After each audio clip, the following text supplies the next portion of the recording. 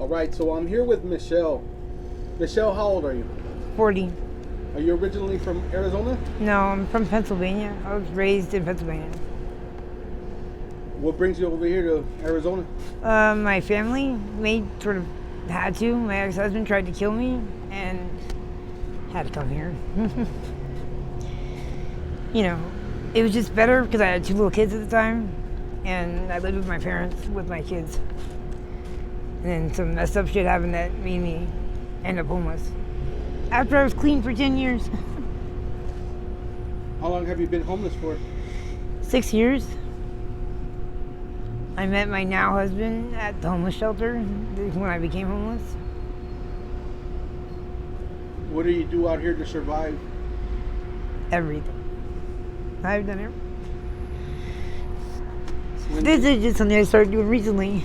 you just started recently panhandling? No, flying a sign. Panhandling is just something just comes natural to me because of growing up with. I grew up with a good family, like when I was a kid. So it's like you can ask anybody anything, and they'll give it to you if you believe in yourself. You know. But I've done the things that she said she never do. So you've done dates out here? I'm Yeah. sorry to hear that. My man kept getting locked up and I'd be alone. And I would attach myself, like she said, to other people. And I just don't want to depend on anybody else. And sometimes you're just down and you have nothing else. And people hurt you pretty bad. And Sorry. I finally had him back, and then he just ended up back in April. And he's fighting it because he didn't do it. You know, normally people always say that, but this time he really didn't do it. And he's going to trial, and they're trying to give him arson. He was sitting at McDonald's when they arrested him, you know, like. And he's everything to me. And he's the only reason I'm alive right now. And then my kids are older now, so they're going to college, and you know, like when I became homeless, they weren't. You know, I saved my son, which is how I ended up homeless, from his dad. And when I came out here, my dad wouldn't let me come back home. So when we got back here, I got thrown into the system because my family wanted power of attorney, and I wouldn't do that. So I went to the shelter, and was still clean at the time until some psycho there started shooting me up in my sleep. I was clean for 10 years off of pain pills, and then I woke up feeling dope sick and didn't know why. I went to the hospital and they tested me positive, and it was like, that's impossible, I didn't do anything. And this dude literally paid somebody to give and paid somebody to rape me and lead me around. I'm down at the cash shelter, you know, like after I made sure my dude was drugged, you know, like that guy stalked us for the next 6 months. And I went to the police, and they didn't help me. They told me I was homeless and unimportant. You know, like that guy, like ended up ruining so much of my life. I got beat up by 7 females down there all the time. Like I had the 5 worst days of my life. I say the 5 days of hell because I woke up every day, and when my dude first got locked up the first time, people that I knew and trusted tried to rape and attack me. I had black and blue eyes. You know, I had 3 dudes beat me up for $5 of my own money at 27th Avenue, Van Buren, waiting for a bus in the middle of the day for $5, and nobody got off that bus to help me. Not a single person. This state has so many freaking cold-hearted people I've ever seen in my life. I've never been anywhere like this. It's amazing that you can hear rape whistles being blown and nobody helps. It's insane. I'm sorry. And like, I don't want to attach myself. These dudes are all assholes. This is now, don't get me wrong, this is the calmest area I think I've ever been in. Because I have literally never been in the ghetto my entire life until I was homeless. I've never been around anybody like that. I didn't even know about gangs or cartel. I didn't know anything because I grew up in the country. We didn't let people be homeless, I guess, because they weren't around. You know, I didn't see anything. You know, we always helped everybody. And if there's a God, then he fucking sucks, because for me to get myself clean and do everything else, and then for somebody to do that to me, and everybody keep pushing you over like it's your own fault. It's not. Nobody, my own family. They told me that they thought there was cancer cells in my body. When I went in because of a CAT scan, and I never went, got checked out because I didn't want to go through it. I've had 42 surgeries in my lifetime. It's pretty bad. Medically, I am literally one of the few people you can make that have a reason for a pain pill addiction. But it sucks. I just want my dude to come home, and I wanted everything to be normal. You said your kids were out here going to college? They're starting college this year. Do they know about your situation? Yeah, they know everything because when I first was in that, they were there, and I went through treatments, got clean for them to make sure I was there for them. What did they tell you? They love me and they want me to be safe. They want me to be happy.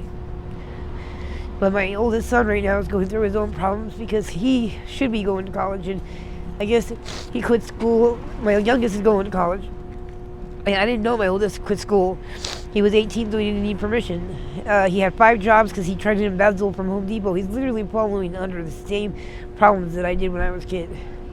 But worse. Actually, more like my not even his stepdad, actually, ironically. Because he's a really smart kid, and he saved my life. He deserves so much more.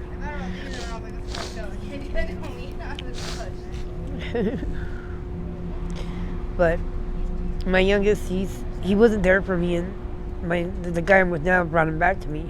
Yeah. Because he wouldn't talk to me for 3 years, and if it wasn't for him, he probably wouldn't. Now he's worried about me all the time. I just saw him last week, and all he did was hug me and tell me he loves me, and he's going to become a history teacher. The kid hated history when he was little. He's a good kid. He's 6'5". They know everything. I don't hide anything from them ever. On purpose, because I don't want them to have the same problems, same mistakes. They went through so much of stuff that happened to them because of their dad that they don't deserve to go through anymore. Are you trying to get out of your situation right now? You looking into any programs? To be honest, right now, not until recently, but that's only because of my dude being in jail, and I don't know what's going to happen until he goes to trial.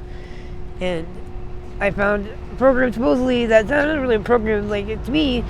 I know how to be clean if I'm off the streets. I've done it. Right now I don't want to because I don't want to deal with being out here and being clean. I can't.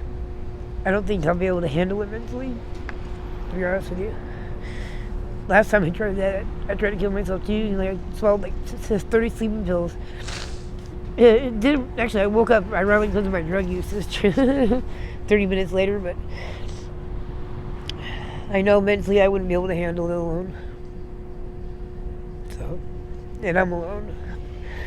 I'm sorry. Because you can be out here and none of these people are your friends. You think they are, but they're not. Not a single person I've ever met, with the exception of the dude I'm with, cares whether I live or die. The guy died recently, right there, over there by Taco Bell. He worked there because he relapsed. He was at Crossroads. He was and we knew him. And everybody, literally all they did was rob his pockets. They didn't even care to see if he was okay. They see if he was alive. If it wasn't for me and one of the other girls, nobody would have even called 911, and he didn't even survive. He was already dead. Because people just don't care. They'll rob your pockets. They might call 911. Maybe if you're lucky. They don't care about you. They don't. They can act like they do. Most of them just want to get in your pockets or rob you when you're sleeping. To be honest with you. I've only had one best friend my entire life.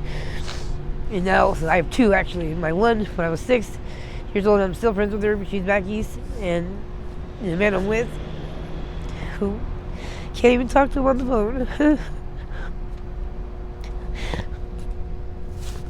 He's everything. I'm sorry. Well, thank you for sharing your story. I really do appreciate it. Thank you. Are you okay with me using this on my YouTube channel? Yeah. So just in case some of my subscribers want to reach out to you with any sort of help or donations, do you have any contact information that you want to share, like an email? Yeah, I'll give you my email.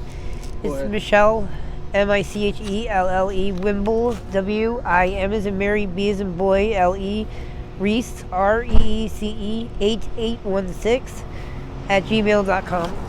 All right. Thank you, Michelle. I appreciate it. Thank you.